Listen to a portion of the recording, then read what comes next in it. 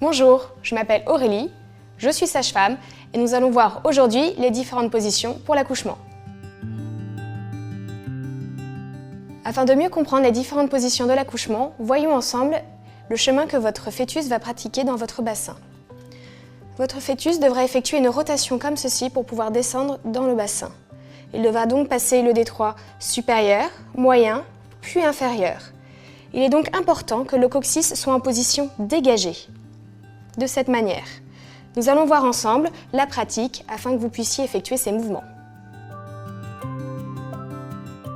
À y regarder de plus près, elle correspond à la position accroupie. En effet, nous observons le même angle au niveau des genoux de 90 degrés.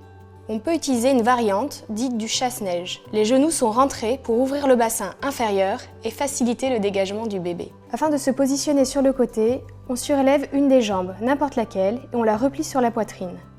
Le dos doit être droit afin d'obtenir un étirement maximal. La jambe opposée pousse sur un cale-pied pendant que les bras poussent sur votre conjoint qui est derrière vous.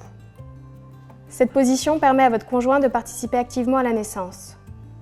Ainsi positionné, le coccyx est dégagé, ce qui facilite la descente de votre bébé dans votre bassin.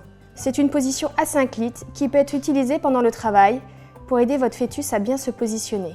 Pour l'accouchement, cette position pourrait diminuer les pressions sur votre périnée. Néanmoins, elle est plutôt préconisée pour un deuxième enfant. La position semi-assise retrouve les mêmes effets que la position gynécologique. On se sent plus libre au niveau des mouvements néanmoins. Il faut bien penser à libérer le coccyx en effectuant ce mouvement.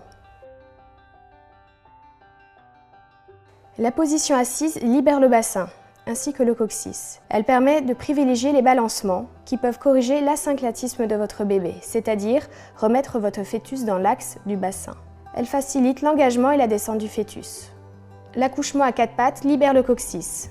Votre fœtus est en apesanteur, il peut ainsi bien se positionner. Néanmoins, c'est une position difficile à tenir au niveau des avant-bras.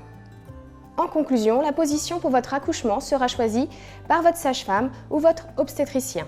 Ce qu'il faut retenir, c'est toujours avoir un angle de 90 degrés entre les hanches et les genoux, le coccyx dégagé. Voilà, je vous souhaite un bel accouchement et à bientôt sur Doctissimo Maman pour de nouvelles vidéos.